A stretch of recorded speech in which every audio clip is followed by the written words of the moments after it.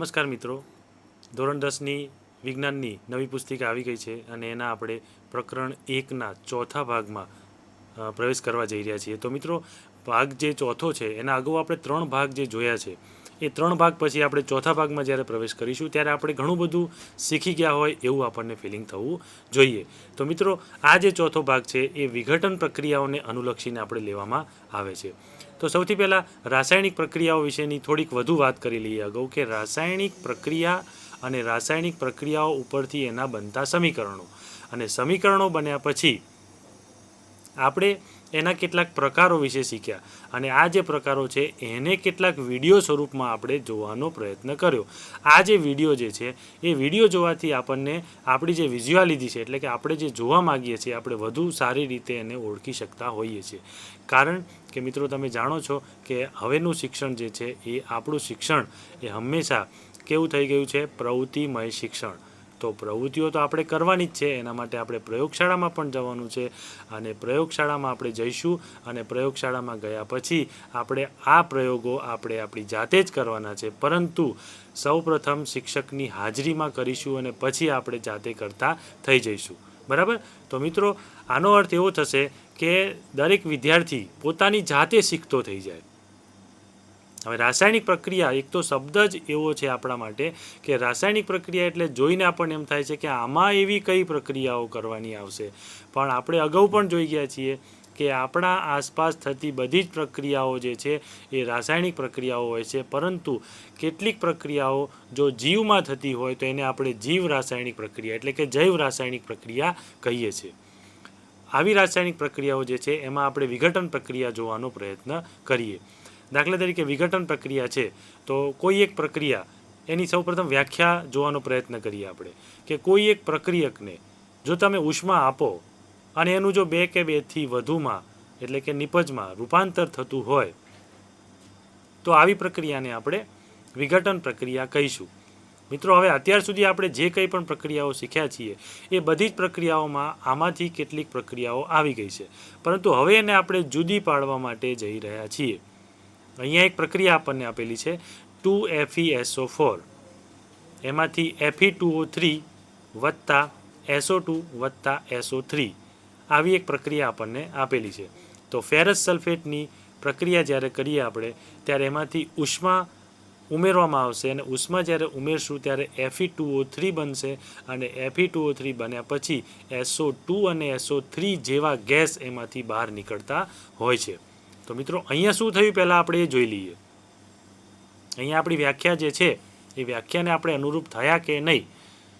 તો આપણી વ્યાખ્યા એવું કહે છે કે એક જ પ્રક્રિયક હોવો જોઈએ અને એને ઉષ્મા આપવાની છે, તો એ ઉષ્મા આપવાથી 2 કે તેથી વધુ નિપજોમાં રૂપાંતર થવું જોઈએ અને આવી રાસાયણિક પ્રક્રિયા જે છે એને આપણે વિઘટન કહીએ છીએ. અહીંયા વિઘટન શબ્દ જે છે એ વિઘટન શબ્દનો એકદમ ગુજરાતી અને સાદો અર્થ એવો થાય છે કે વિઘટન થવું એટલે છૂટા પડવું. તો મિત્રો, તમે અહીંયા જોઈ શકો છો કે એક પ્રક્રિયક આપેલો છે FeSO4.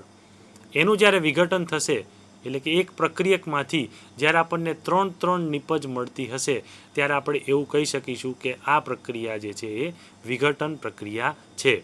આપણી આસપાસ આવી ઘણી બધી પ્રક્રિયાઓ થતી હોય છે. બીજી પ્રક્રિયા જોવાનો આપણે પ્રયત્ન કરીશું. કેલ્શિયમ કાર્બોનેટની પ્રક્રિયા છે, એમાંથી કેલ્શિયમ ઓક્સાઇડ અને CO2. કેલ્શિયમ કાર્બોનેટનો આપણે અગાઉ વિડીયો પણ જોઈ ગયા છીએ અને આ જે વિડીયો આપણે જોઈ ગયા છીએ એના ઉપરથી આપણને વધારે ખ્યાલ આવે છે કે કેલ્શિયમ કાર્બોનેટના ભાગ પાડીએ તો કેવા ભાગ પડે છે અને એમાંથી કેવા પ્રકારના તત્વો છૂટા પડી શકે છે. નીચે એક શબ્દ લખેલો છે કે કડી ચૂનો સિમેન્ટ બનાવવા માટે વપરાય છે. તો મિત્રો, આમાંથી કડી ચૂનો કયો એ પ્રશ્ન તમને થશે.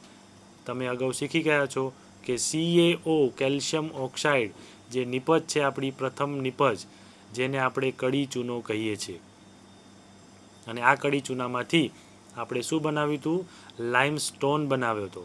બરાબર? એ લાઇમસ્ટોન પણ કેવી રીતે બનાવ્યો હતો? લાઇમ વોટરમાંથી. તો કડી ચૂનામાંથી આપણે ફોડેલો ચૂનો બનાવીએ છીએ અને ફોડેલા ચૂનામાં CO2 પાસ કરીને ફરીથી આપણે લાઇમસ્ટોન બનાવવાનો પ્રયત્ન કરીએ છીએ. તો આ જે વસ્તુ છે એ સિમેન્ટમાં વપરાતી હોય છે, કારણ કે લાઇમસ્ટોન જે છે એ મૂળ એક પથ્થર છે અને એ પથ્થર હોવાથી એનો ઉપયોગ પણ આપણે સિમેન્ટમાં કરીએ છીએ, બરાબર. બીજો એક મુદ્દો આપણે અહીંયા જોવાનો છે કે પ્રક્રિયાની નીચે આપણને લખેલું છે CaCO3માં S લખેલું છે, જેના ઉપરથી તમે એટલું કહી શકશો કે કેલ્શિયમ કાર્બોનેટ જે છે એ કઈ અવસ્થામાં છે? સોલિડ અવસ્થામાં છે. અને કડી ચૂનો જે છે કેલ્શિયમ ઓક્સાઇડ એ કઈ અવસ્થામાં છે? એ પણ આપણી પાસે સોલિડ અવસ્થામાં છે. વત્તા આપણને જે CO2 મળે છે એ CO2 કઈ અવસ્થામાં છે? એ ગેસ અવસ્થામાં છે. તો મિત્રો અહીંયા દરેકની અવસ્થાનું આપણે અનુમાપન કરી શકીએ છીએ કે કયું તત્વ કઈ અવસ્થામાં હશે અને કેવું દેખાતું હશે, અને એના ઉપરથી જ આપણે ઘણા બધા અનુમાનો કરી શકીએ છીએ. પ્રથમ પ્રક્રિયામાં પણ એવું જ છે. FeSO4 આપણી પાસે સોલિડ અવસ્થામાં છે. એવી રીતે SO2 અને SO3 એમાંથી આપણને ગેસ મળે છે.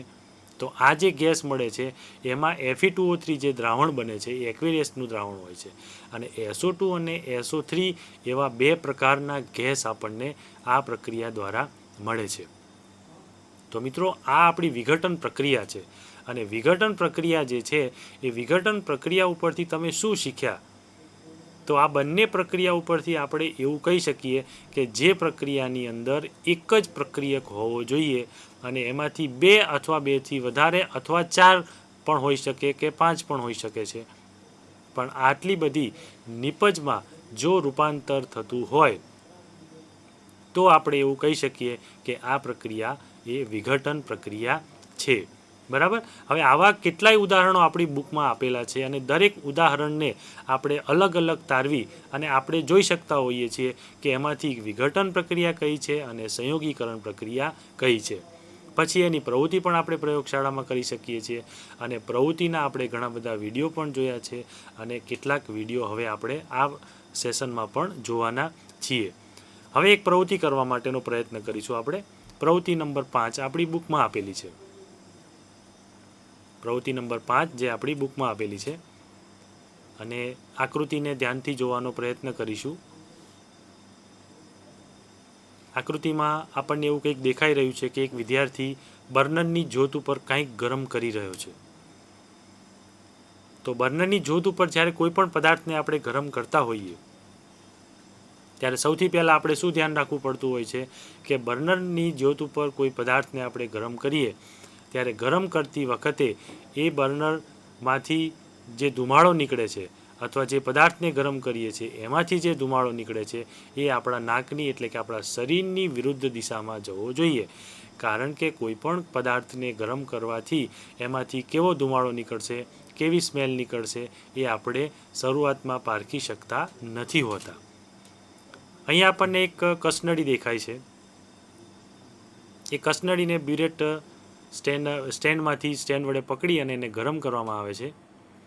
હવે એ કસનળીને જ્યારે ચીપિયા વડે પકડવામાં આવે ત્યારે એટલા માટે પકડવામાં આવે છે કે ગરમ ન થાય અને આપણા હાથે દજાય નહીં એટલા માટે. તો સૌથી પહેલો મુદ્દો આપણો એ છે કે એક શુષ્ક ઉત્કલન નળીમાં આશરે 2 ગ્રામ FeSO4 લો. FeSO4 આપણે 2 ગ્રામ જેટલો લેવાનો છે અને શુષ્ક ઉત્કલન નળીમાં લેવાનો છે. શુષ્ક ઉત્કલન નળીનો મતલબ એવો થાય છે કે એકદમ સૂકી કસનળી, અને આ સૂકી કસનળીની અંદર આપણે 2 ગ્રામ જેટલો FeSO4નો પાવડર લેવાનો છે. હવે મિત્રો તમને પહેલાં પ્રશ્ન એ થશે કે આ FeSO4 ક્યાં મળશે? તો હમણાં આપણે આ પ્રવૃત્તિ પ્રયોગશાળામાં જઈને પણ કરીશું. તો પ્રયોગશાળામાં 10મા ધોરણની પ્રયોગશાળામાં આપણી પાસે આવા બધા કેમિકલ્સ પડ્યા હોય છે, જે તમે તમારા શિક્ષકની મદદ લઈ અને આવા કેમિકલ્સને શોધી શકો છો. બીજો મુદ્દો છે આપણી પાસે ફેરસ સલ્ફેટના સ્ફટિકનો રંગ નોંધો. હવે પ્રશ્ન એ થાય કે ફેરસ સલ્ફેટ જે આપણે કસનળીમાં નાખ્યો છે એ કસનળીમાં નાખવાથી એને આપણે ગરમ કરવાનો છે, અને ગરમ કરવાથી કંઈક પ્રક્રિયા થશે એવું આપણે જાણીએ છીએ, પણ એ કઈ પ્રક્રિયા થશે અને શું થશે એ આકૃતિ જોઈએ અને જાતે કરીએ એમાં ઘણો બધો ફરક હોય છે. તો મિત્રો અહીંયા તમે પહેલાં આકૃતિ જોઈ શકો છો, અને બરાબર સમજ્યા પછી જ એ પ્રવૃત્તિને કરવાનો આપણે પ્રયત્ન કરીશું. તો અહીંયા એવું લખ્યું છે કે સ્ફટિકનો રંગ નોંધો. ફેરસ સલ્ફેટના સ્ફટિકનો રંગ નોંધવાનો છે. તો ફેરસ સલ્ફેટના સ્ફટિકનો રંગ આપણી પાસે લીલા કલરનો હોય છે, જે તમે પ્રવૃત્તિમાં પણ આગળ જોશો.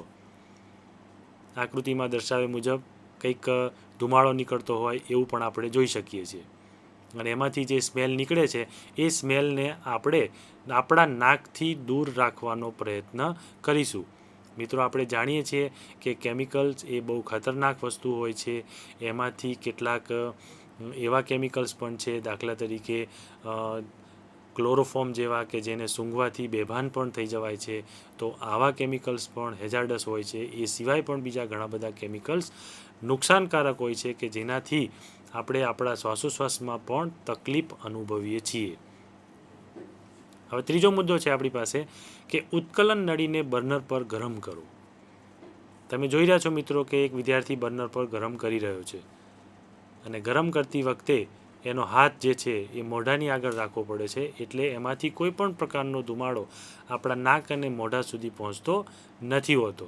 મિત્રો, તમે હમણાં જોશો આ પ્રવૃત્તિ પણ આપણે પ્રયોગશાળામાં જઈને કરવાના છીએ. ચોથો મુદ્દો આપણને એવું કહે છે કે ફેરસ સલ્ફેટના લીલા રંગનું અવલોકન કરો. તો મિત્રો, તમે જ્યારે ફેરસ સલ્ફેટનો પાવડર લેશો ત્યારે એ પાવડર લીલા રંગનો, આછા લીલા રંગનો પાવડર હશે. ઘણી વખત પ્રયોગશાળામાં બહુ જૂનો ફેરસ સલ્ફેટ હોય તો એનો કલર પણ ઉડી ગયેલો હોય છે. તો મિત્રો, આ જે ફેરસ સલ્ફેટના લીલા રંગનું આપણે અવલોકન કરવાનું છે અને આ લીલા રંગને એક ચમચી વડે ફેરસ સલ્ફેટને આપણે આ શુષ્ક ઉત્કલન નળી એટલે કે કસનળીમાં નાખવાનો પ્રયત્ન કરી અને પછી આપણે એને ગરમ કરવાનો પ્રયત્ન કરીએ છીએ. હવે આપણે અહીંયા અવલોકન કરવાનો પ્રયત્ન કરીશું. આકૃતિ મુજબ મિત્રો તમે જોઈ શકો છો કે શું અવલોકન થાય છે. પણ અવલોકન કરતાં પહેલાં આપણે એક વસ્તુ શીખ્યા છીએ કે કોઈ પણ પ્રક્રિયા હોય એ પ્રક્રિયાને શબ્દોમાં લખવી એના કરતાં જો એને પ્રક્રિયા સમીકરણ સ્વરૂપે લખીએ તો એનો તમામ સાર આપણે એની અંદર સમાવી શકીએ છીએ. એટલા માટે આ જ પ્રવૃત્તિને નીચે રાસાયણિક પ્રક્રિયા સ્વરૂપે દર્શાવવામાં આવી છે. તો આપણે એ પ્રક્રિયાને સમજવાનો પ્રયત્ન કરીએ. FeSO4 આપેલું છે અને FeSO4માંથી પ્રક્રિયા દ્વારા એટલે કે ઉષ્મા આપવાથી, તીરના ઉપર જે ઉષ્મા લખેલું છે એ ઉષ્મા આપણે બર્નર દ્વારા આપીએ છીએ, જે તમે આકૃતિમાં પણ જોઈ શકો છો. અને એ ઉષ્મા આપવાથી આપણને કયો પદાર્થ મળે છે એ પણ આપણે જોઈ શકીએ છીએ, Fe2O3 ફેરસ ઓક્સાઇડ. આ જે ફેરસ ઓક્સાઇડ જે છે એ આપણો મૂળ નિપજ પદાર્થ છે. એ સિવાય આપણી પાસે SO2 અને SO3 જેવા પદાર્થો છે. આ પ્રક્રિયા આપણે અગાઉ પણ જોઈ હતી વિઘટન પ્રક્રિયા સ્વરૂપે. તો વિઘટન પ્રક્રિયા સ્વરૂપે જ્યારે આ પ્રક્રિયા જોઈ હતી આપણે, એમાં પણ આ જ પ્રક્રિયા હતી. એટલે એનો મતલબ એવો થયો કે આ વિઘટન પ્રક્રિયા છે અને એમાંથી કેવી રીતે વિઘટન થાય છે એ આપણે જોવાનો પ્રયત્ન કરીએ છીએ. Fe2O3 જે છે ફેરસ ઓક્સાઇડ, એ આપણને ક્યાં મળશે? સૌથી પહેલો પ્રશ્ન એ થશે. SO2 ક્યાં મળશે? SO3 ક્યાં મળશે? તો આવા પ્રશ્નોના જવાબો આપણે આપવાના છે કે આ ત્રણેય પદાર્થો એક પ્રક્રિયકમાંથી આપણને 3 નિપજ મળી છે. તો આ જે 3 નિપજ આપણને મળી છે એ 3 નિપજ શું એક જ કસનળીમાં હશે? શું ભેગી હશે કે શું જુદી હશે? અને જો ભેગી હશે તો આપણે એને કેવી રીતે જુદી કરી શકીશું? આવા મિત્રો ઘણા બધા પ્રશ્નો આપણને ઉદ્ભવતા હોય છે. ફરીથી પ્રક્રિયા જોવાનો પ્રયત્ન કરીએ. FeSO4 ઉષ્મા આપીએ છીએ આકૃતિ મુજબ અને એમાંથી Fe2O3 બને છે ફેરસ ઓક્સાઇડ. તો મિત્રો હવે તમે એટલું નક્કી કરી શકો છો કે FeSO4માં ઉષ્મા આપવાથી ફેરસ ઓક્સાઇડ જો બનતો હોય તો એ ફેરસ ઓક્સાઇડ આપણી કસનળીમાં જ હશે. અને એ કસનળીમાં હશે જ્યારે SO2 અને SO3 જે છે એ વાયુરૂપ સંયોજનો છે. અને આ વાયુરૂપ સંયોજનો એ વાયુમાં ભળી જવાનો પ્રયત્ન કરતા હોય છે. અને એટલા માટે જ આપણને એવું દેખાય છે કે કસનળીમાંથી કંઈક ધુમાડો નીકળતો હોય છે. હવે મિત્રો અહીંયા આપણે અવલોકન શું કર્યું આપણે એ જોવાનું છે. આ પ્રવૃત્તિનું આપણે શું અવલોકન કરીશું કે આ પ્રવૃત્તિમાં થયું શું? તમે જ્યારે FeSO4ને ગરમ કર્યું અને એમાંથી Fe2O3 બન્યું કે નહીં એ કેવી રીતે ખબર પડશે? જોવાથી તો ખબર પડી નથી જતી કે એની અંદર આ સૂત્ર છે કે આવું છે. મિત્રો, જ્યારે આપણે પાણીને જોઈએ છીએ ત્યારે પાણીમાં આપણને ક્યારેય H2O દેખાતું નથી. એ તો આપણે સમીકરણ બનાવેલું છે અને સમીકરણને આપણે પેપર ઉપર લખવાનો પ્રયત્ન કરીએ છીએ. એવી રીતે અહીંયા FeSO4 છે, એમાંથી આપણે Fe2O3 બનાવીએ છીએ. તો એ બન્યું કે નહીં એનું અવલોકન કરવાનું છે આપણે. તો એના અવલોકન માટે આપણે એવું કરીશું કે FeSO4 જે આપણે 2 ગ્રામ લઈએ છીએ શુષ્ક ઉત્કલન નળીમાં, અને એ કેવા રંગનું છે? લીલા રંગનું. તો એનો આ જે લીલો રંગ છે એ લીલા રંગમાં કંઈક ફેરફાર થશે, અને લીલા રંગમાં જ્યારે પણ ફેરફાર થશે ત્યારે આપણે એવું કહી શકીશું કે હવે ફેરસ ઓક્સાઇડ બન્યો. આ એક અવલોકનનો પ્રકાર છે મિત્રો. એનાથી થોડાક આગળ જઈએ. પ્રશ્ન એ થશે કે 2 ગ્રામ FeSO4 આપણે કસનળીમાં લઈશું. તો આ FeSO4 જે છે એ હંમેશા પાવડર સ્વરૂપમાં હોય છે. તો સૌથી પહેલાં 2 ગ્રામ FeSO4 લીધા પછી આપણે એની અંદર થોડુંક પાણી ઉમેરી અને એનું આપણે દ્રાવણ બનાવવાનો પ્રયત્ન કરીશું, અને એ દ્રાવણને આપણે ગરમ કરવાનું છે. અને દ્રાવણનો જે લીલો રંગ છે એટલે કે ફેરસ સલ્ફેટનો લીલો રંગ છે એ આપણને સફેદ રંગ એટલે કે કલર વગરનું દ્રાવણ થઈ જશે. અને જ્યારે આવું થશે ત્યારે આપણે એવું કહી શકીશું મિત્રો કે હવે આનું અવલોકન આપણે ચોક્કસ કર્યું અને હવે આમાંથી Fe2O3 બન્યો હશે એવું આપણે કહી શકીએ.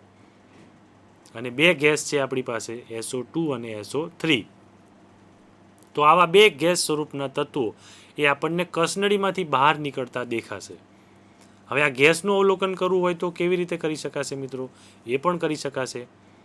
SO2 અને SO3 જે ગેસ છે એને આપણે કોઈ લિટમસ પેપર દ્વારા કસનળીની બહાર મૂકીએ તો લિટમસ પેપર જે છે એ 2 લિટમસ પેપર હોય છે. આપણે અગાઉ પણ જોયા છીએ, લાલ લિટમસ પેપર અને વાદળી લિટમસ પેપર.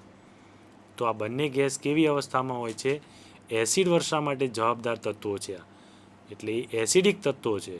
તો જો એસિડિક તત્વો હશે તો આપણું જે વાદળી કલરનું લિટમસ પેપર છે એ વાદળી કલરના લિટમસ પેપરને આ ગેસ એ લાલ કરી નાખશે, એટલે કે એનો કલર બદલાઈ જશે. તો એના ઉપરથી આપણે એવું કહી શકીશું કે કસનળીને આપણે બહાર ગેસની જગ્યાએ જો વાદળી કલરનું લિટમસ પેપર રાખવાનો પ્રયત્ન કરીશું તો એનો કલર બદલાશે. એટલે આપણે કહી શકીશું કે આ કસનળીમાંથી કોઈ ગેસ બહાર નીકળી રહ્યો છે, અને આપણી પ્રક્રિયા સમીકરણ મુજબ તે ગેસ કયો હોઈ શકે છે? SO2 વત્તા SO3.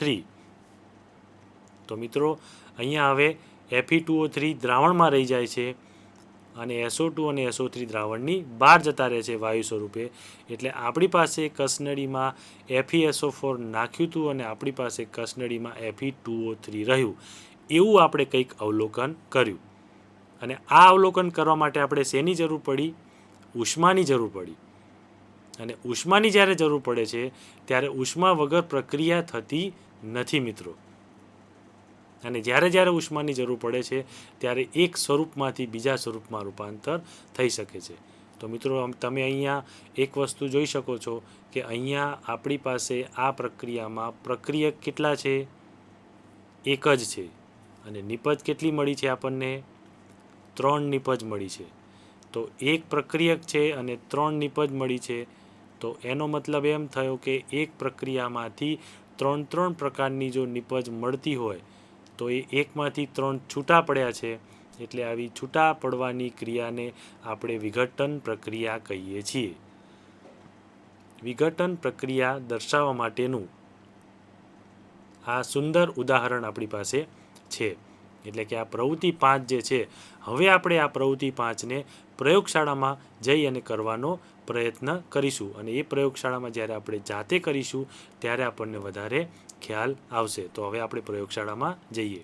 મિત્રો આપણે પ્રવૃત્તિ નંબર 5 કરવાનો પ્રયત્ન કરી રહ્યા છીએ. આજે પ્રકરણ 1ની પ્રવૃત્તિ નંબર 5. મારી પાસે એક કસનળી છે અને પ્રવૃત્તિ નંબર 5માં કસનળીમાં આપણે ફેરસ સલ્ફેટનું દ્રાવણ લેવાનું છે, સોડિયમ ફેરસ સલ્ફેટ. આ સિવાય પણ બીજું કોઈ સલ્ફેટનું દ્રાવણ તમે લઈ શકો છો.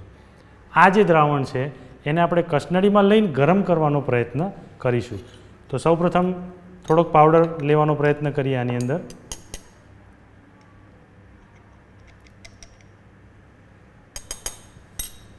આની અંદર મેં પાવડર લીધો છે, એમાં પાણી નાખીને એનું સોલ્યુશન બનાવી દઈશું આપણે.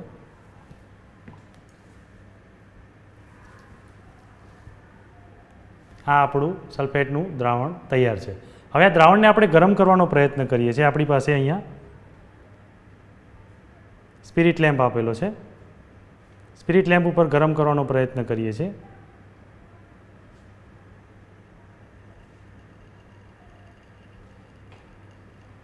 ટેસ્ટ ટ્યુબ હોલ્ડરનો પણ આમાં ઉપયોગ કરી શકીએ છીએ આપણે.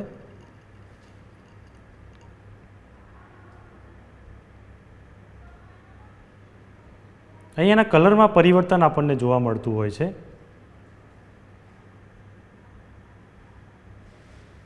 દ્રાવણ થોડું ક્લિયર થયું હોય એવું આપણને દેખાશે કે દ્રાવણ થોડુંક ક્લિયરિટી દ્રાવણની આવશે. એટલે કે જે એનો આછો લીલો રંગ હતો એ આછો લીલો રંગ જે છે એ જતો રહેશે.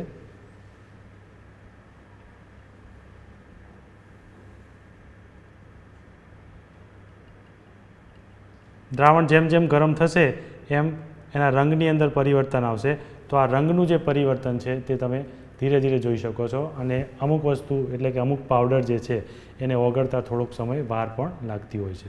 તો મિત્રો, આવી પ્રવૃત્તિઓ આપણે પ્રયોગશાળામાં જ્યારે જાતે કરતા થઈશું ત્યારે આપણને ખબર પડશે કે કેમિકલ શું છે અને કેમિકલ એ આપણાથી દૂર નથી, આપણી નજીક જ. પ્રવૃત્તિ નંબર 6 જોવાનો પ્રયત્ન કરીશું આપણે.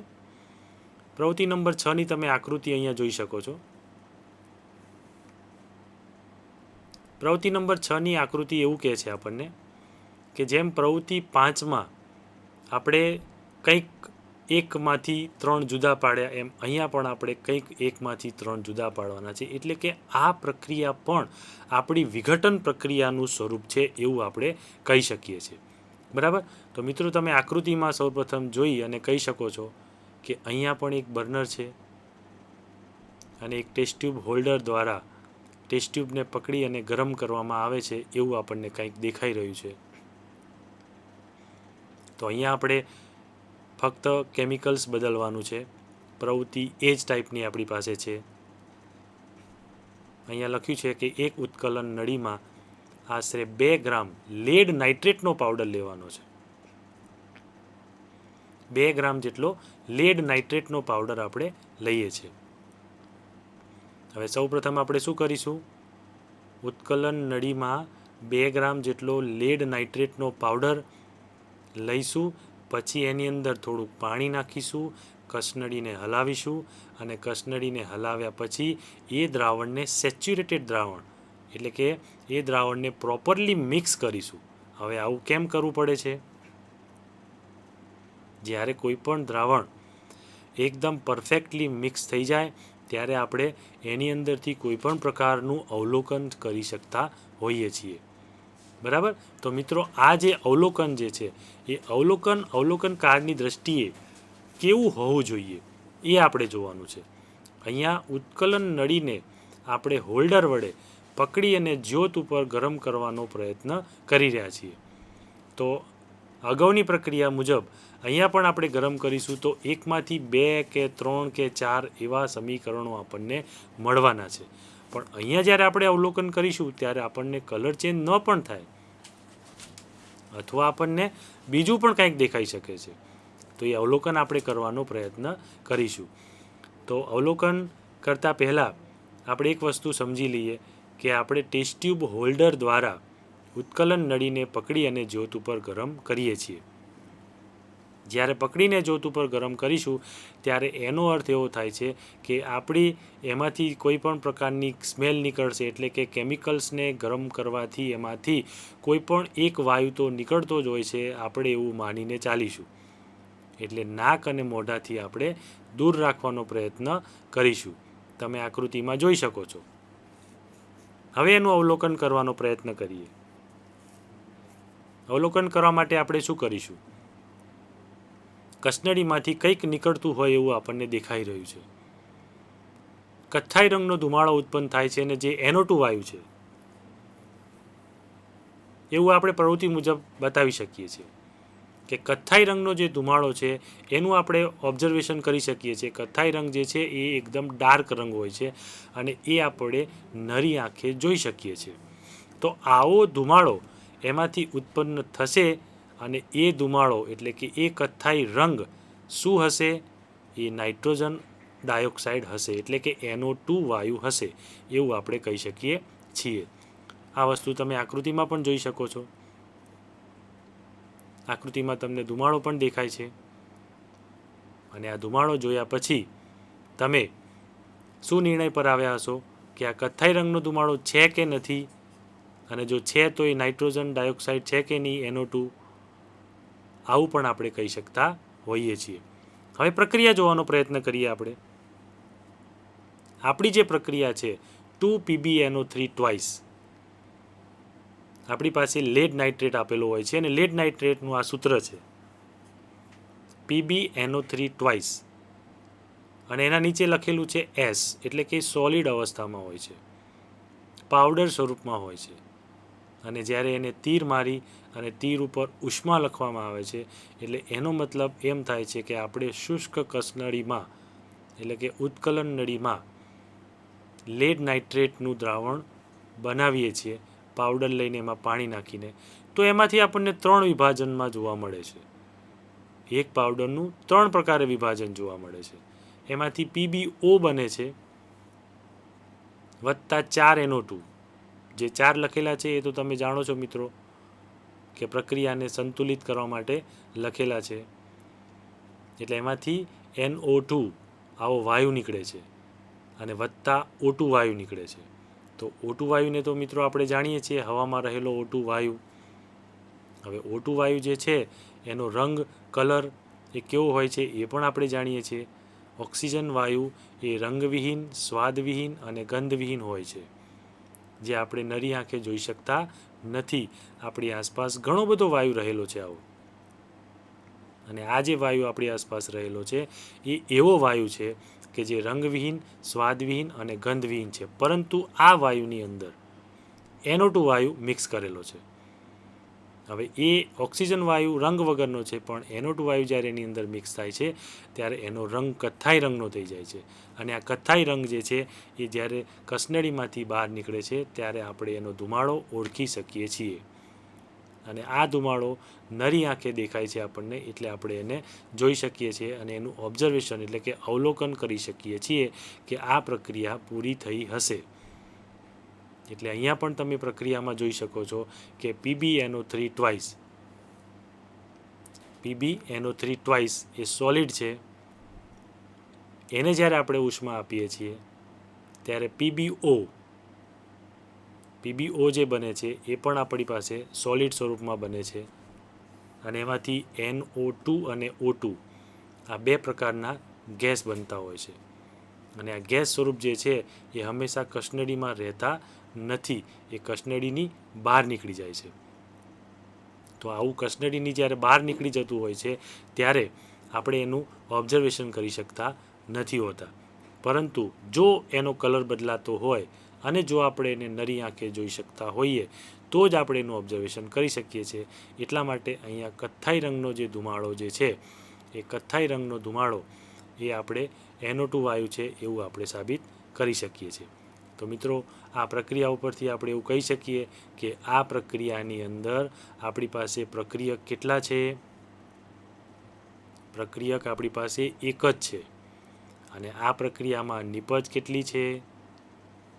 તો અહીંયા નિપજ આપણી પાસે 3 નિપજો છે. એટલે આપણે એવું કહી શકીએ કે 1માંથી 3માં વિભાજન થયું છે. અને 1માંથી જ્યારે 3માં વિભાજન થયું હશે ત્યારે એનો મતલબ એમ થશે કે 1માં ત્યારે 3 ભાગ થયા ત્યારે એનું વિઘટન થયું કહેવાય, છૂટા પડ્યા કહેવાય. તો મિત્રો આ જ પ્રવૃત્તિને આપણે પ્રયોગશાળામાં જઈને કરવાનો પ્રયત્ન કરીશું. જ્યારે આપણે આપણા હાથે આ પ્રવૃત્તિ કરીશું ત્યારે આપણને વધુ ખ્યાલ આવશે. તો હવે મિત્રો આપણે પ્રયોગશાળામાં જઈશું. તો મિત્રો આપણે પ્રવૃત્તિ નંબર 6 કરવા જઈ રહ્યા છીએ. આપણા પ્રકરણ 1ની પ્રવૃત્તિ નંબર 6. પ્રવૃત્તિ નંબર 6 મુજબ આપણે એવું કહી શકીએ કે ટેસ્ટ ટ્યુબની જરૂર પડશે આપણે, અને ટેસ્ટ ટ્યુબ સિવાય તમે કોનિકલ ફ્લાસ્કમાં પણ આ પ્રવૃત્તિ કરી શકો છો. પણ જ્યારે ગરમ કરવાની વાત આવશે ત્યારે આપણે ટેસ્ટ ટ્યુબ લઈએ તો ટેસ્ટ ટ્યુબ હોલ્ડર આપણી પાસે હોય છે. આ ટેસ્ટ ટ્યુબને આવી રીતે હોલ્ડર સાથે પકડી અને ગરમ કરીએ તો આપણા હાથને કોઈ પ્રોબ્લેમ થતો નથી. આ ટેસ્ટ ટ્યુબ હોલ્ડર લીધા પછી લેડ નાઇટ્રેટની જરૂર પડે છે. તો આ લેડ નાઇટ્રેટનો પાવડર જે છે એ આપણે કસનળીમાં નાખીને એને ગરમ કરવાનો પ્રયત્ન કરીશું. આપણે લેડ નાઇટ્રેટનો પાવડર જે છે એ આપણે અગાઉ પણ વાપરી ચૂક્યા છીએ. અને આ તમામ વસ્તુઓ આપણે બર્નરથી દૂર રાખવાનો પ્રયત્ન કરીશું. સોલ્યુશન બનાવ્યા પછી આપણે એનો ઉપયોગ કરીશું. સફેદ કલરનું દ્રાવણ તમે જોઈ શકો છો. એને એક વખત મિક્સ કરવા માટે આવું કરી શકીએ છીએ આપણે, બરાબર. અને આને આ રીતે આપણે ગરમ કરવાનો પ્રયત્ન કરીશું કે એનો ધુમાડો જે છે એ આપણા સુધી પહોંચે નહીં. હવે તમારે અવલોકન કરવાનું છે કે આમાં થાય છે શું. કસનળીને હું ગરમ કરવાનો પ્રયત્ન કરું છું. તમને રંગ પરિવર્તન દેખાશે અને ટેસ્ટ ટ્યુબમાંથી કથ્થાઈ રંગનો ધુમાડો બહાર નીકળતો હોય એવું દેખાશે. આ માર્કિંગ થોડુંક એક્ઝેક્ટલી કરવું પડતું હોય છે તો જ એનું કલરનું ઓબ્ઝર્વેશન દેખાય. ટેસ્ટ ટ્યુબમાંથી જે કથ્થાઈ રંગનો ધુમાડો બહાર નીકળતો હોય છે એના દ્વારા આપણે કહી શકીએ કે કંઈક રાસાયણિક પ્રક્રિયા થતી હોય છે. અને જેટલું વધારે આપણે ગરમ કરવાનો પ્રયત્ન કરીશું એટલો વધારે આપણને ધુમાડો એમાંથી દેખાશે.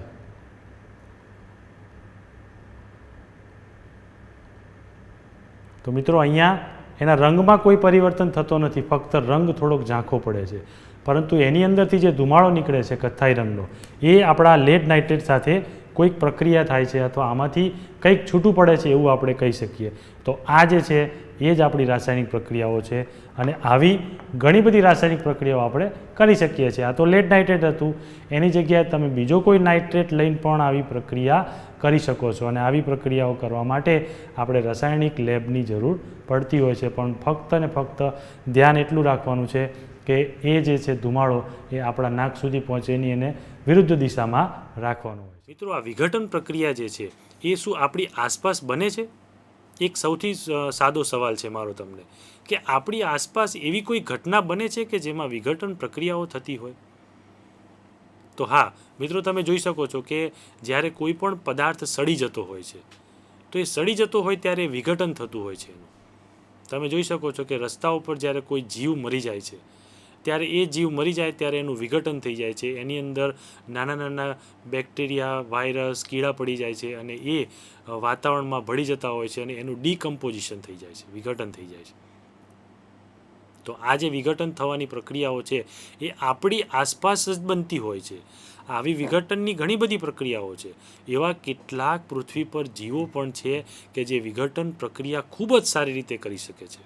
એમાંના એક જીવનું હું તમને ઉદાહરણ આપીશ કે અળસિયું. તમે બધા અળસિયાને ઓળખો છો.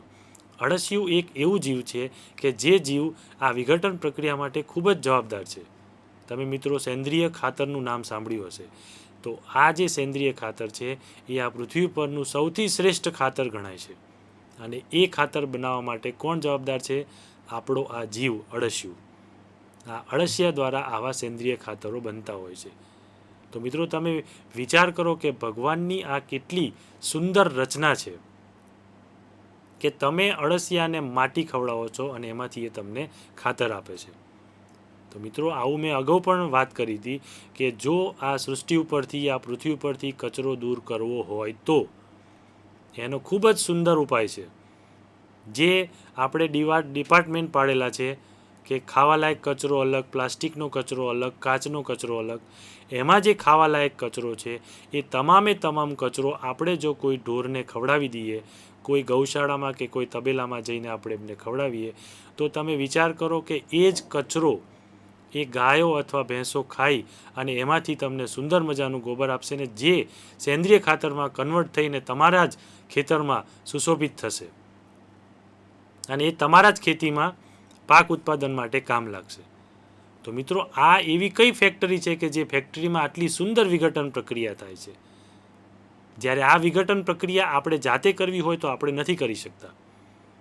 પણ આ એક શરીરની રચના એવી છે કે જે શરીરની રચનામાં વિઘટન થઈ જાય છે.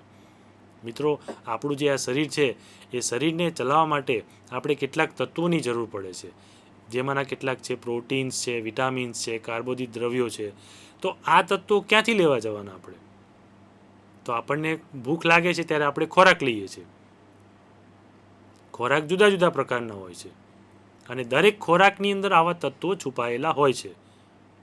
એટલે એ તત્વોમાંથી આપણને એ ખોરાકમાંથી આપણને આવા તત્વો મળે છે ને એ તત્વો કેવી રીતે મળે છે? તો આ વિઘટન પ્રક્રિયા દ્વારા મળે છે. એટલે મિત્રો આ વિઘટન પ્રક્રિયા જે છે એ ખૂબ જ જરૂરી છે.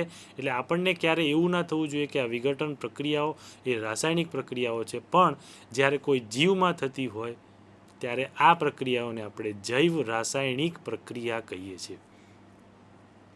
મારા શરીરમાં જો પ્રોટીનની ઉણપ હોય તો મારે લીલા શાકભાજી ખાવા પડે એવું મને ડૉક્ટર કહેશે, બરાબર, અથવા કઠોળ ખાવા પડશે. વિટામિનની ઉણપ હોય તો પણ લીલા શાકભાજી, પાંદડાવાળા શાકભાજી ખાવા પડશે. તો આ પ્રોટીન અને વિટામિન જે છે એ આપણને કઠોળ અને લીલા શાકભાજી ખાવાથી આપણને મળે છે. પણ એ વસ્તુ આપણે જ્યારે ખાઈએ છીએ ત્યારે એમાંથી આપણા શરીરની અંદર વિઘટન પ્રક્રિયાઓ થઈ અને એમાંથી એ છૂટા પડે છે, અને એ છૂટા પડવાથી એની અંદરથી જે પ્રોટીન વિટામિન્સ મળે છે એમાંથી આપણું શરીર ચાલે છે. અને એમાંથી આપણને શું મળે છે? એનર્જી, ઉષ્મા કહીએ છીએ, તાકાત કહીએ છીએ, શક્તિ કહીએ છીએ. અને એ શક્તિ દ્વારા આપણું આ શરીર ચાલે છે. મિત્રો, એક બીજું સુંદર ઉદાહરણ કે માણસને 24 કલાક સુધી જો આપણે સૂઈ રહેવાનું કહીએ તો પણ એને શ્વાસોશ્વાસ લેવા માટે શક્તિની જરૂર પડે છે. અને એટલા માટે જ કહીએ છીએ મિત્રો કે જ્યારે કોઈ વ્યક્તિ કોમામાં જતો રહે ત્યારે પણ એને ઓક્સિજનના બાટલા ચડાવવા પડતા હોય છે અને એને ગ્લુકોઝના બાટલાની પણ જરૂર પડે છે. કારણ કે એ જ્યારે શ્વાસ લેતો હોય છે, એનો જ્યારે શ્વાસ ચાલતો હોય છે, ત્યારે શ્વાસ ચાલતો હોય ત્યારે એ શ્વાસ લેવા માટે પણ એનું હૃદય કામ કરતું હોય છે, અને હૃદય કામ કરવા માટે પણ એને શક્તિની જરૂર પડતી હોય છે. એટલે આપણા શરીરનું કોઈ પણ એક અંગ પણ જો કામ કરતું હશે તો શક્તિ વપરાશે. અને એ શક્તિ જે વપરાશે એ શક્તિ આપણે બહારથી લેવી પડશે. અને એ ક્યાંથી લેવી પડશે? ખોરાકમાંથી લેવી પડશે. મિત્રો, તમે જાણો છો કે દરેક વ્યક્તિઓના ખોરાક જુદા જુદા હોય છે. જે લોકો હાર્ડ વર્કર હોય છે, ખેતી મજૂરી કરતા હોય છે, તો એ લોકોનો ખોરાક વધુ હોય છે, કારણ કે એમને વધારે ખોરાક લેવાનો હોય છે અને વધારે એનર્જીની જરૂર પડતી હોય છે. જ્યારે જે લોકોને ઓફિસમાં બેસી રહેવાનું હોય છે એ લોકોને એનર્જીની ઓછી જરૂર પડે છે, તો એમનો ખોરાક એ પ્રમાણે ઓછો હોય છે. પણ મૂળ ઉષ્માની જરૂર પડે છે, એનર્જીની જરૂર પડે છે, અને આ એનર્જી જે છે એ આપણા ખોરાકમાંથી આવે છે, અને ખોરાકમાંથી આવે છે એટલે વિઘટન દ્વારા આવે છે. એટલે આપણી પ્રક્રિયા જે છે એ વિઘટન પ્રક્રિયા એ અહીંયા આપણે એ સાર્થક કરીએ છીએ. એનાથી થોડાક આગળ જવાનો પ્રયત્ન કરીએ કે પૃથ્વી પર ઘણો બધો એરિયા એવો છે કે જેની અંદર વિઘટનની પ્રક્રિયાઓ એની જાતે થતી હોય છે. દાખલા તરીકે તમે જુઓ છો કે કોઈ શહેર હોય તો શહેરમાંથી રોજે રોજ કચરો ભેગો કરીને એક જગ્યાએ ઠલવવામાં આવતો હોય છે, અને એ કચરો જ્યાં ઠલવવામાં આવતો હોય ત્યાં કેટલાય પ્રાણીઓ હોય, જીવો હોય, એમાંથી કંઈકનું કંઈક ખાવાનો પ્રયત્ન કરતા હોય છે. તો એમાંથી જે ખાવાનો પ્રયત્ન કરતા હોય, ખાધા પછી કંઈ બચી ગયું હોય, અમુક સમય થાય એટલે એની જાતે વિઘટન થઈ જાય છે, અને વિઘટન થઈ અને વાતાવરણમાં ફરી પાછું ભળી જાય છે. તો ફરી પાછો આપણે અહીંયા કયો નિયમ લગાવીશું? થર્મોડાયનેમિક્સ, ઉષ્માગતિશાસ્ત્રનો. વિશ્વમાં રહેલી તમામ ઉર્જાનો જથ્થો અચળ છે. કોઈ જગ્યાએ ઉર્જા ઉત્પન્ન કરી શકાતી નથી. ફક્ત એનું એક સ્વરૂપમાંથી બીજા સ્વરૂપમાં આપણે રૂપાંતર કરીએ છીએ, અને રૂપાંતર કરવાથી આપણી ક્યાંક આપણને આવી વિઘટન જેવી પ્રક્રિયાઓ જોવા મળી જાય છે. મિત્રો, તો વિઘટનની પ્રક્રિયા જે છે એ ખોરાકમાંથી પણ મળે છે, કોઈ રાસાયણિક પ્રક્રિયા દ્વારા પણ મળે છે. એવી રીતે આપણે જ્યારે પ્રવૃત્તિઓ કરતા થઈએ ત્યારે આપણને ખબર પડશે કે વિઘટન પ્રક્રિયા એટલે શું. બીજી એક વાત કરીએ આપણે કે કોઈ પણ ખેતરમાં આપણે જ્યારે કોઈ પણ અનાજ વાવીએ છીએ ત્યારે અનાજનો ગ્રોથ થાય છે. એટલે કે એક ઘઉંનો દાણો આપણે વાવીએ છીએ અને એ એક ઘઉંના દાણામાંથી અસંખ્ય ઘઉંના દાણાઓ ઉગે છે. કોઈ પણ અનાજ હોય તો એ જ્યારે ઉગે છે ત્યારે એનો પણ વિકાસ થાય છે, અને એ જ અનાજ આપણા ઘર સુધી આવે છે. પણ જ્યારે આપણે ઘઉં એટલે કે આપણે એનર્જીની જરૂર પડે છે ત્યારે આપણે ઘઉં ખાઈ શકતા નથી. એ ઘઉંમાંથી આપણે લોટ બનાવી, રોટલી બનાવીને રોટલી આપણે ખાવી પડે છે. પણ એ રોટલી આપણે ખાવી પડે છે ને એમાંથી વિઘટન થાય છે અને એમાંથી તત્વો છૂટા પડે છે. પણ કોઈ જાનવર હોય તો એ ડાયરેક્ટ ઘઉં ખાઈને વિઘટન કરી શકે છે. એટલે વિઘટન પ્રક્રિયા માટે દરેક જીવ માટે અલગ અલગ કિસ્સો લાગુ પડતો હોય છે. કુદરતની અલગ અલગ રચનાઓ છે બધી, કે કોઈ પણ જીવ હોય એ જીવ કેવી રીતે વિઘટન કરે છે એના શરીરની પ્રકૃતિ ઉપર જાય છે. અને આવી શરીરની પ્રકૃતિઓ માટે આપણી આવી કેમિકલ રાસાયણિક પ્રક્રિયાઓ જવાબદાર છે. પરંતુ આપણે અહીંયા ફક્ત એટલું જ ધ્યાન રાખીશું કે કોઈ પણ પ્રક્રિયા જ્યારે કોઈ જીવની અંદર બનતી હોય તો આપણે એને શું કહીશું? એને જૈવ રાસાયણિક પ્રક્રિયા કહીશું. અને એ આપણી જૈવ રાસાયણિક પ્રક્રિયા હશે. અને જો જીવમાં નહીં બનતી હોય તો આપણે એ પ્રક્રિયાને શું કહીશું? રાસાયણિક પ્રક્રિયા છે. મિત્રો, રાસાયણિક પ્રક્રિયા શબ્દ જરાક મોટો શબ્દ હોય છે. આપણને ઘણીવાર એવું થાય કે રાસાયણિક એટલે કેમિકલ, અને કેમિકલ એટલે આપણને નુકસાન થાય. અને કેમિકલની ઇન્ડસ્ટ્રીઓનું નામ સાંભળીને આપણને થોડોક ડર લાગતો હોય છે કે ત્યાં ધુમાડા હોય, પોલ્યુશન હોય, આવું બધું હોય. પણ એ કેમિકલ પણ આપણા માટે ઘણા બધા કામના હોય છે. અને એ કેમિકલનું પણ આપણે વિઘટન ઘણી બધી વખત કરતા હોઈએ છીએ. આપણી આસપાસ પણ, આપણા ઘરમાં પણ ઘણા કેમિકલ આપણે રાખતા હોઈએ છીએ. દાખલા તરીકે હાઇડ્રોક્લોરિક એસિડ, HCl, જે આપણા ઘરમાં આપણે ફર્શ સાફ કરવા માટે રાખીએ છીએ, ફિનાઇલ રાખીએ છીએ. તો આ પણ બધા કેમિકલ છે. અને એ કેમિકલ પણ કોઈ રાસાયણિક પ્રક્રિયા દ્વારા જ આપણા સુધી પહોંચ્યા હશે, એવું આપણે કહી શકીએ છીએ. તો મિત્રો, આવી જે રાસાયણિક પ્રક્રિયાઓ છે એમાં મોસ્ટ આઈએમપી પ્રક્રિયામાં વિઘટન પ્રક્રિયા આવે છે. અને વિઘટન એ આપણે આપણા શરીરમાં અને આપણી આસપાસ પણ આપણે જોઈ શકતા હોઈએ છીએ. બરાબર. હવે આપણે આગળની સ્લાઇડ જોવાનો પ્રયત્ન કરીશું કે આગળની સ્લાઇડમાં આપણી પાસે પ્રવૃત્તિ નંબર 7 આપેલી છે. પ્રવૃત્તિ નંબર 7ની આકૃતિ જોવાનો પ્રયત્ન કરીશું. આ આકૃતિમાં આપણને 2 સળિયા દેખાય છે, જે કાર્બનના સળિયા છે. અને એ કાર્બનના સળિયા 2 ધ્રુવ તરીકે કામ કરે છે. અને એ 2 ધ્રુવ જે છે એ 2 ધ્રુવ એવું કહે છે, આપણે અગાઉ પણ એક વાત કરી હતી કે જ્યારે પાણીમાંથી, એટલે કે H2O માંથી H2 અને O2 જ્યારે છૂટા પાડવા હોય તો આવું કોઈક સાધન આપણે વાપરી શકીએ છીએ. એક પ્લાસ્ટિકના તળિયે 2 છિદ્રો કરી અને રબરના બૂચ લગાવી કાર્બનના 2 ધ્રુવોને દાખલ કરીએ છીએ આપણે. અને આ 2 ધ્રુવો જે છે એ 6 વોલ્ટના કોષ સાથે જોડવાના છે. ધ્રુવો પાણીમાં ડૂબે એટલું પાણી ભરી અને એમાં H2SO4ના થોડા ટીપા નાખીશું. આકૃતિ મુજબ H2SO4ની જગ્યાએ આપણે HCl પણ વાપરી શકીએ છીએ. એમાંથી આયનો છૂટા પડશે. અને આયનો કેવા છૂટા પડશે એનો આપણે એક વિડીયો પણ જોઈશું, એટલે આપણને વધુ ખ્યાલ આવશે. પાણીથી ભરેલી 2 કસનળી કાર્બનના ધ્રુવો ઉપર ઊંધી વાળીશું આપણે, અને વિદ્યુત પ્રવાહને ચાલુ કરીશું. ધ્રુવો ઉપર આપણને ક્યાંક પરપોટા દેખાશે અને વાયુનું કદ જે છે એ સમાન હોય છે એવું આપણે જાણીએ છીએ. મીણબત્તી સળગાવીને વાયુની આપણે પરખ કરી શકીએ છીએ. મિત્રો, અહીંયા આપણને આ પ્રવૃત્તિ શું કહેવા માગે છે એને જરા ફરીથી સમજી લઈએ કે અહીંયા 2 ધ્રુવો બનાવેલા છે અને આ ધ્રુવો માટે કાર્બનના સળિયા વાપરેલા છે. તો કાર્બનના જે સળિયા છે એ કાર્બનના સળિયા સૌપ્રથમ તમે ક્યાંથી લાવશો? તો આ એક નાનકડી પ્રવૃત્તિ છે, તમે જાતે પણ કરી શકો છો. જ્યારે કોઈ પણ પાવર જૂનો થઈ જાય અથવા વપરાઈ ગયેલો પાવર હોય એને તોડી અને એમાંથી કાર્બનના 2 સળિયા તમે કાઢી શકો છો. અને એ 2 કાર્બનના સળિયાના આવી રીતે ધ્રુવો તમે બનાવી શકો છો. અને એ 2 ધ્રુવો બનાવ્યા પછી એમાં આવી રીતે પાણી ભરી H2SO4ના થોડા ટીપા નાખી, જો H2SO4 ન મળે તો આપણા ઘરમાં HCl પણ હોય છે, એના પણ ટીપા નાખી અને આવી પ્રવૃત્તિ આપણે કરી શકીએ છીએ. ફક્ત આપણે ધ્યાન એટલું રાખવાનું છે કે આમાં 6 વોલ્ટની બેટરીની જરૂર પડે છે. આને ડાયરેક્ટ પાવર આપી શકાતો નથી. અને એટલા માટે જ કહેવામાં આવે છે કે આવી પ્રવૃત્તિઓને આપણે શિક્ષકની હાજરીમાં કરવાનો પ્રયત્ન કરીશું, એટલે આપણે પ્રવૃત્તિને વધારે સાર્થક બનાવી શકીશું. અહીંયા જ્યારે વિદ્યુત પ્રવાહ ચાલુ કરીશું ત્યારે સૌ પ્રથમ શું થશે એ આપણે જોઈ લઈએ. કે વિદ્યુત પ્રવાહ ચાલુ કરીશું ત્યારે વિદ્યુત પ્રવાહ ચાલુ કરવાથી બંને કાર્બનના ધ્રુવો ઉપર કંઈક પ્રક્રિયા થતી હોય એવું આપણે જોઈ શકીશું. અને એ બંને કાર્બનના ધ્રુવો ઉપર આપણે ટેસ્ટ ટ્યુબને ઊંધી વાળી છે, એટલે એમાં આપણને પરપોટા સ્વરૂપે કંઈક દેખાશે. અને જે પરપોટા થશે એ શું હશે? એ કોઈ વાયુ હશે. અને એ વાયુ હશે એનું આપણે પરીક્ષણ પણ કરી શકીશું કે કયો વાયુ છે. એકમાં ઓક્સિજન વાયુ છે અને એકમાં હાઇડ્રોજન વાયુ છે. તો આ ઓક્સિજન અને હાઇડ્રોજન વાયુ આપણે અગાઉ વાત કરી એ મુજબ કેવા વાયુ છે? રંગવિહીન, ગંધવિહીન અને સ્વાદવિહીન, જેને આપણે નરી આંખે જોઈ શકતા નથી હોતા. એટલે આવા વાયુઓ જે છે એ વાયુઓને આપણે જોવા માટે કોઈ સારી એવી પરખની જરૂર પડતી હોય છે. હવે આપણે એનો એક વિડીયો જોવાનો પ્રયત્ન કરીશું. આ એક વિડીયો છે આપણી પાસે. આ વિડીયો ફક્ત એજ્યુકેશન પર્પઝ માટે જ લીધેલો છે. વધુ સારું આપણે એજ્યુકેશન કરી શકીએ એના માટે એક્વેરિયસ દ્રાવણ છે આપણી પાસે.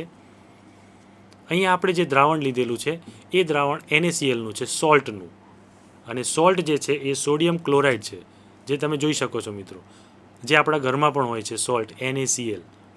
અને NaClના દ્રાવણ ઉપર આપણે પ્રક્રિયા કરવાનો પ્રયત્ન કરીશું, કારણ કે એમાંથી આપણને Na+ ને Cl- જેવા આયનો આપણને મળશે.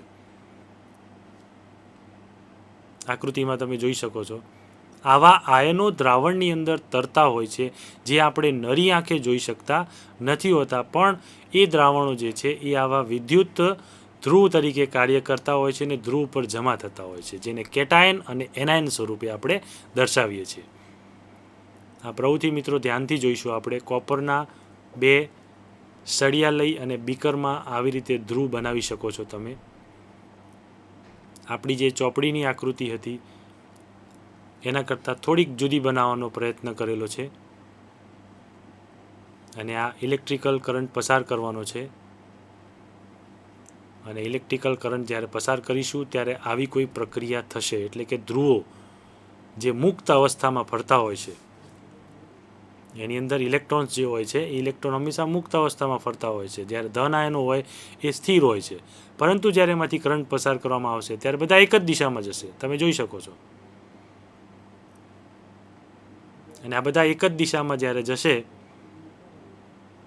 ત્યારે એના ઉપરથી આપણે એવું કરી શકીશું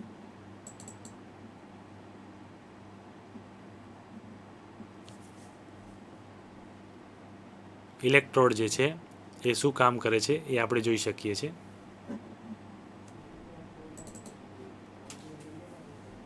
કેવી રીતે કામ કરે છે. પ્લસ અને માઇનસ, એક એનોડ હોય છે અને બીજું કેથોડ હોય છે. અને આવી રીતે ધ્રુવો કામ કરતા હોય છે, પ્લસ અને માઇનસ. પ્લસની સાથે માઇનસનું આકર્ષણ હોય છે અને માઇનસની સાથે પ્લસનું આકર્ષણ હોય છે. એટલે જે ધ્રુવ પ્લસ બનશે ત્યાં Cl- જોડાશે, અને જે ધ્રુવ માઇનસ હશે એની સાથે સોડિયમ જોડાશે. એટલે એને આપણે ઓપોઝિટ ઇલેક્ટ્રોલિસિસની પ્રક્રિયા કહીએ છીએ. અને એ જે છે એ પોતે એ કેમિકલ રિએક્શનમાં, એટલે કે જે સોલિડ બનાવેલું હતું એ સોલિડની અંદર આવા ધ્રુવો આપણે દ્વારા આવી રીતે આયનોને અલગ કરી શકીશું. તમે આગળ પણ જોઈ શકો છો એમાં કે પ્રક્રિયામાં ઇન્ટરેસ્ટિંગ વસ્તુ કઈ હોય છે, કે દરેક પ્રક્રિયામાં કંઈકનું કંઈક ઇન્ટરેસ્ટિંગ હોય છે. કે પ્રશ્ન એ થાય કે આ ધ્રુવ જે છે એ ધ્રુવ આપણે શેના લેવા. આપણે બુકમાં કાર્બનની વાત કરી, અહીંયા આપણે કોપરની વાત કરીએ છીએ, તો કાર્બન પણ લઈ શકાય ને કોપર પણ લઈ શકાય. પ્લસ હોય એને આપણે એનોડ કહીએ છીએ અને માઇનસ હોય એને આપણે કેથોડ કહીએ છીએ. કેથોડ એટલે કેટાયન અને એનોડ એટલે એનાયન. તમે આકૃતિ મુજબ જોઈ શકો છો કે NaClનું દ્રાવણ હોય એમાં આવી રીતે આયનો ફરતા હોય છે, અને એમાં જ્યારે વિદ્યુત પ્રવાહ પસાર કરવામાં આવશે એને ઇલેક્ટ્રોલાઇટ કહીએ છીએ. આયોનિક સોલ્યુશન બની ગયું છે, એટલે કે આયનો ફરતા હોય છે એટલે એને આપણે આયોનિક સોલ્યુશન કહીએ છીએ. અને આ આયોનિક સોલ્યુશન છે એ એમાંથી કંઈક પોટેન્શિયલ, એટલે કે કંઈક વોલ્ટેજ આપણને મળતો હોય છે. અને આ જે વોલ્ટેજ છે એ વોલ્ટેજ આપણે શું દર્શાવી શકીએ છીએ. ઇલેક્ટ્રોલિસિસ જે છે એ પાણી, સોલ્ટ વોટર કે બીજા કોઈમાં પણ આપણે બતાવી શકીએ. તો મિત્રો આવું એવું જરૂરી નથી કે આપણે સોલ્ટ વોટરમાં જ બતાવીએ, બીજી ઘણી જગ્યાએ પણ આવું આપણે બતાવી શકતા હોઈએ છીએ. પણ અહીંયા ઇલેક્ટ્રોલાઇટનું જે છે એ NaClની અંદર આપણને સ્પષ્ટ રીતે દેખાય છે અને એકદમ આસાનીથી આપણે આવું કરી શકતા હોઈએ છીએ. અને એટલા માટે ઇલેક્ટ્રોડ સારા હોય તો જેટલા ઇલેક્ટ્રોડ સારા હોય એટલી પ્રક્રિયા ખૂબ જ સારી રીતે આપણે કરી શકતા હોઈએ છીએ. અહીંયા એનાયન અને કેટાયનનું પ્રક્રિયા સમીકરણ તમે જોઈ શકો છો કેવી રીતે પ્રક્રિયા કરે છે. પ્લસમાંથી માઇનસ ને માઇનસમાંથી પ્લસ. આયનો હંમેશા ગતિ કરતા હોય છે, એટલે કે માઇનસ આયનો ગતિ કરતા હોય છે. તો મિત્રો આ જે પ્રવૃત્તિ હતી આપણી એ પ્રવૃત્તિ નંબર 7, કે પ્રવૃત્તિ નંબર 7માં આપણે એક પ્રવૃત્તિ જોવાનો પ્રયત્ન કર્યો અને આપણી આકૃતિમાં જે હતી એમાં ફરક એટલો હતો કે કાર્બનના રોડ લીધેલા હતા અને એ કાર્બનના રોડની જગ્યાએ આપણે આકૃતિ વિડીયો જે જોયો એ વિડીયોની અંદર આપણી પાસે કયા રોડ હતા? કાર્બનના રોડ. એની જગ્યાએ આપણે કોપરના રોડ લીધા. તો કોપર અને કાર્બન બંને વિદ્યુત ધ્રુવ તરીકે કામ કરી શકે છે અને બંનેનો આપણે ઉપયોગ કરી શકતા હોઈએ છીએ. હવે જ્યારે બંનેનો આપણે ઉપયોગ કરતા હોઈએ ત્યારે બંનેમાં પરિસ્થિતિનું શું નિર્માણ થશે? ઘણીવાર પ્રશ્ન એવો થાય કે શું બંનેમાં એક સરખું કામ થશે?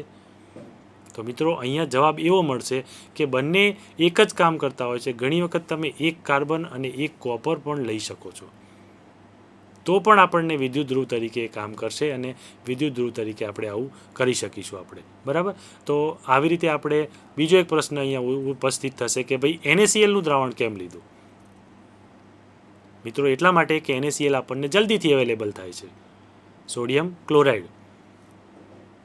આ સોડિયમ ક્લોરાઇડ આપણા હાથ વગું હોય છે, આપણા ઘરમાં હોય છે, આપણે એનો રોજ ઉપયોગ કરીએ છીએ અને એની પ્રક્રિયા પણ આપણે ખૂબ જ સુંદર રીતે સમજાવી શકીએ છીએ કે NaClમાંથી Na+ અને Cl- થઈ શકે છે.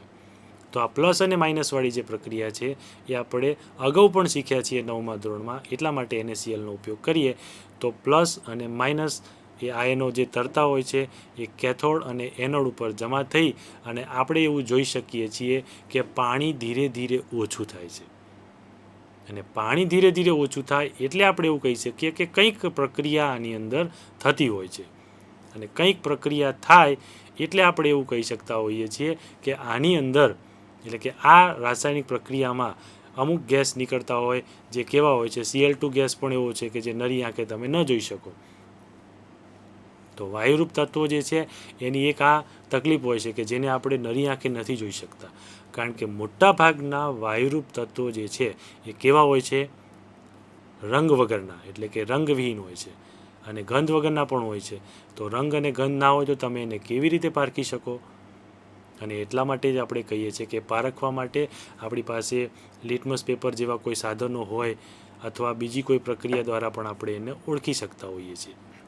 ઓકે, તો મિત્રો આના પછીની એક પ્રવૃત્તિ જોવાનો પ્રયત્ન કરીએ આપણે. આપણી પાસે સ્લાઇડ છે અને એ સ્લાઇડમાં પ્રવૃત્તિ નંબર 8 જોવાનો પ્રયત્ન કરીએ આપણે. એક ચાઇના ડીશ આપેલી છે આપણને, એમાં 2 ગ્રામ સિલ્વર ક્લોરાઇડ લેવાનો છે. આકૃતિમાં તમે જોઈ શકો છો કે એક ઘરમાં ટેબલ પર ચાઇના ડીશ મૂકેલી છે